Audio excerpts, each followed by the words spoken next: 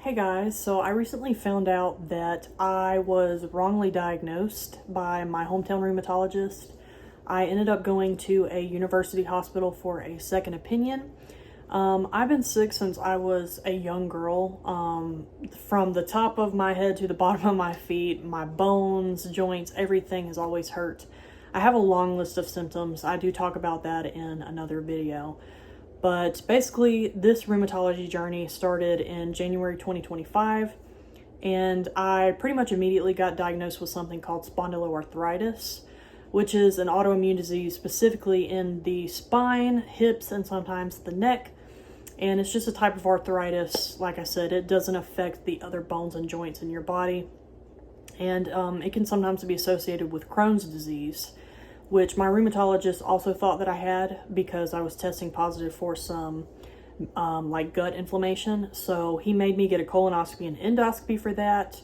That was all clear of Crohn's and celiac, which I told him I didn't have because I did not have any of those symptoms, but he did not listen to me, and he was so sure that I had Crohn's and I didn't. But anyway, that was ruled out. And so at the time of being diagnosed with spondy, I was really just clinging to hope of, I want an answer for what this is, and I want something to have and to hold, to have some kind of answer, I guess. And so I went with it and I believed it, and I got on the Biologic injections called Cimzia, and it did not help me at all. It made me a tiny bit less stiff in the morning for a few minutes, but that was really it.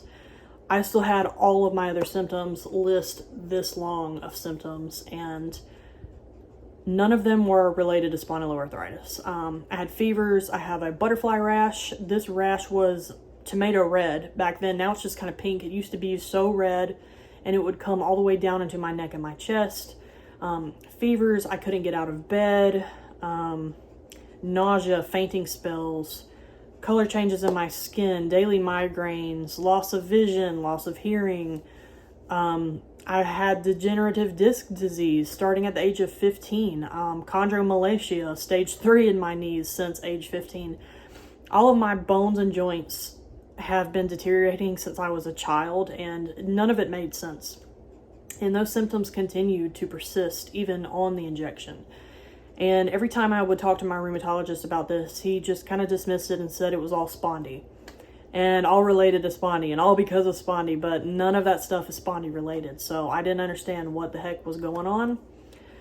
And he told me that I didn't have Hashimoto thyroiditis, for example, even though my blood work was testing positive for Hashimoto. He also told me I didn't have Raynaud's, and he told me not to go looking for other opinions from other doctors because that would just complicate things. Red flag alert. So I did just that. I went and I saw other doctors before going to the second rheumatologist because I was on a wait list for a very long time to go to the second rheumatologist, which was at a university hospital. But before I get to that, I'll tell you what these other doctors in my town were saying about me. I saw vascular associates.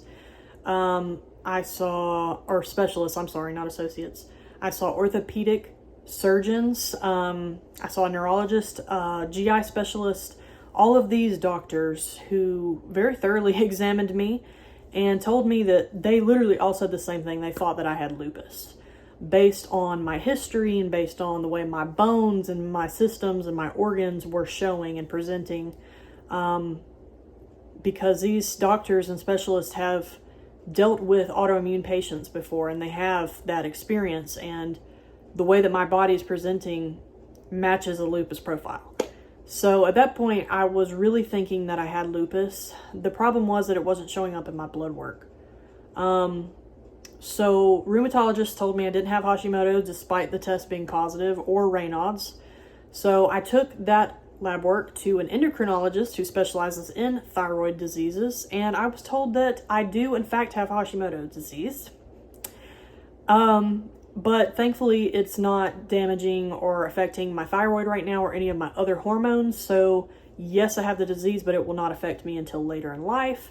So that is not a problem currently. Thank goodness that is not the source of the problem. And then I went to a vascular specialist who did a special test on my arteries and my veins. They did a Raynaud's test on me, which tested the vessels in my fingers and my toes. And I found out I have severe Raynaud's. And so I also found out I have a venous insufficiency. And so that's two problems with my vascular system. I took that information back to my rheumatologist. I said, hey, I do have Hashimoto's. You told me I didn't. And I also have Raynaud's. And here's the proof. And he just kind of dismissed it. He was like, oh, well, you know, things can happen, blah, blah, blah. And at this point, I'm like, what are you even doing to me? And I was getting these biologic injections for the spondy stuff. And I didn't even have spondy. I didn't even have spondyloarthritis. And so I found this out at the university hospital just the other day. I just returned from my trip. I was on the wait list for a very long time. And so I traveled around 6 hours to this university hospital, and they had copies of every single one of my medical records ever, which was a lot of reading to do. And she read all of it. And she told me within the first 5 minutes of seeing me, based on my medical records and examining me, what I have. And it was MCTD, which is mixed connective tissue disease, HEDS, which is hypermobile Ehlers-Danlos syndrome, and possibly seronegative lupus with fibromyalgia. The reason that it would be seronegative lupus is because the markers have not shown up in my blood yet, but I have had consistently positive ANA tests from my hometown rheumatologist, mind you, with high inflammation markers, as well as a specific antibody that keeps showing up even to this day called RNP antibody. And that is very specific for MCTD, mixed connective tissue disease. And what that disease is, it's an overlap syndrome. It's an autoimmune disease, but it has overlapping symptoms of multiple autoimmune diseases, such as lupus, Sjorgen's, scleroderma, and some different things like that, dermatomyositis, and things. A lot of times, if a person has lupus, or maybe have scleroderma or something, maybe Sjorgen's, in the early stages of being diagnosed, they will diagnose you with a connective tissue disease, because they all are connective tissue diseases, but sometimes they don't know exactly which one it is. But we know for sure it's a connective tissue disease. My hometown rheumatologist couldn't even diagnose me with that. It was just, oh, here, you have spondyloarthritis. You have arthritis in your spine and your hips. So at the university hospital, after telling me what I was diagnosed with, she wanted to confirm that I do not have what my hometown rheumatologist told me that I did have. So she did her own set of imaging and x-rays, and it was confirmed that I do not have spondyloarthritis, and I do not have sacroiliitis, which is another thing that he told me that I have. I don't know how to feel about this. I recently found out that if a rheumatologist's office has in-house infusion centers, which mine does at home, that the doctors can make a profit off of the biologic injections or the infusions that are sold to each patient. I also found out that these Cimzia injections were $10,000 per session. Yes, I looked at the billing for the insurance. It's $10,000 per injection session of Cimzia. So, I'm not going to make any claims here, but I'm just going to say, take this information as you will, okay? It's very shady. And before you ask, well, why didn't you get a different rheumatologist in your hometown? I live in a very small area, guys, and this was the only rheumatologist available. And I was shocked that they were even taking new patients at the time, because it can be very hard to get in when you live in such a small area and there's a very limited amount of rheumatologists. So, like I said, I had to travel 6 hours to go see a university hospital that had a very good rheumatologist with a lot of good experience and good reviews. Take that information as you will, but I'll leave you with this.